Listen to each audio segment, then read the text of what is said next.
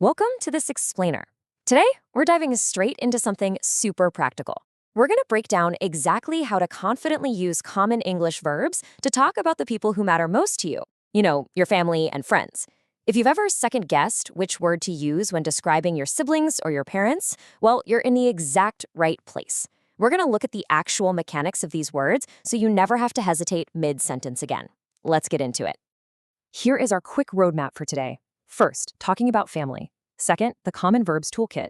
Third, Rule 1, have and has. Fourth, the to be trap. And finally, next up, love and work. Section 1, talking about family, describing loved ones. It's so easy to think of grammar as just this set of dry, boring rules you have to memorize. It's kind of like math, but with words, right? But honestly, as we see here in Lesson 4, grammar is actually highly personal.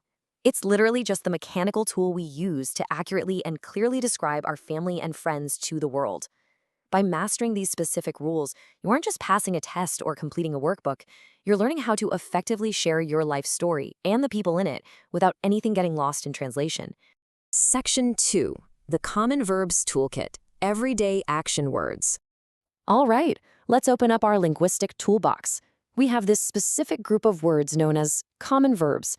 These are the absolute heavy lifters of everyday conversation. We're talking about words like have, has, love, like, and work. And we call them common because, honestly, it's virtually impossible to get through a single day of speaking English without relying on them.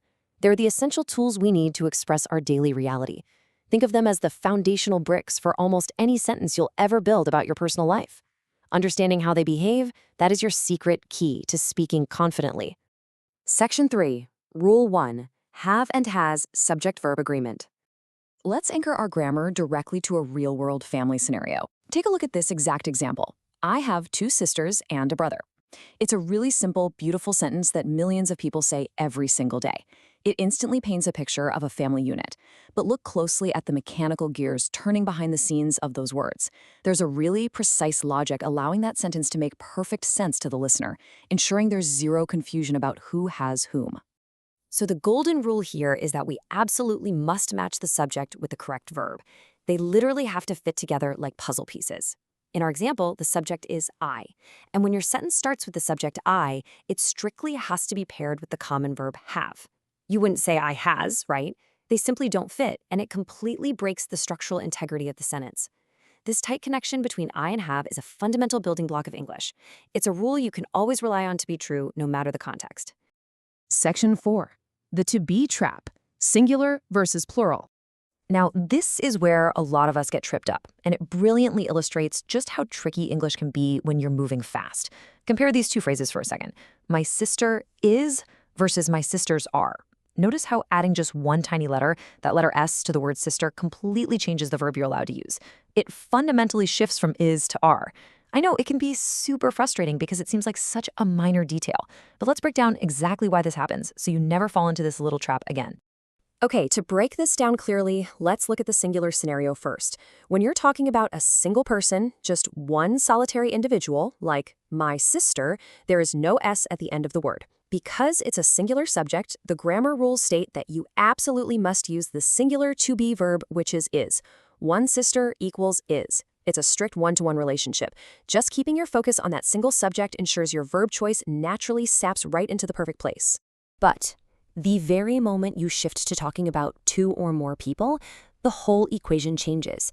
This plurality is signaled by adding the S to make it sisters. Because the subject is now plural, that old is verb breaks down completely. You have to switch your verb to match, utilizing the plural form, which is are. So it becomes my sisters are. It's just a tiny visual change in the word itself, but a massive grammatical shift in how the sentence operates. And mastering this pivot, that's exactly what makes you sound fluent. Section 5. Next up, love and work, applying the rules. Before we look ahead, let's synthesize everything into an ultimate cheat sheet. This maps out exactly how to pair the subjects we learned today to their perfectly matching verbs. I strictly goes with have. My sister, being singular, goes with is.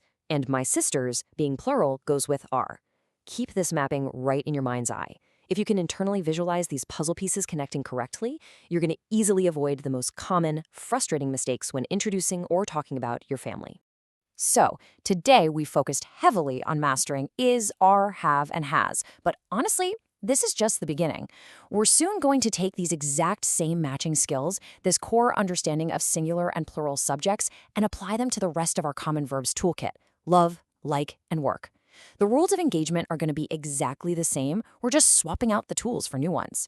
So if you can confidently pair I with have, well, you're already prepared to pair I with love or work. It's that simple.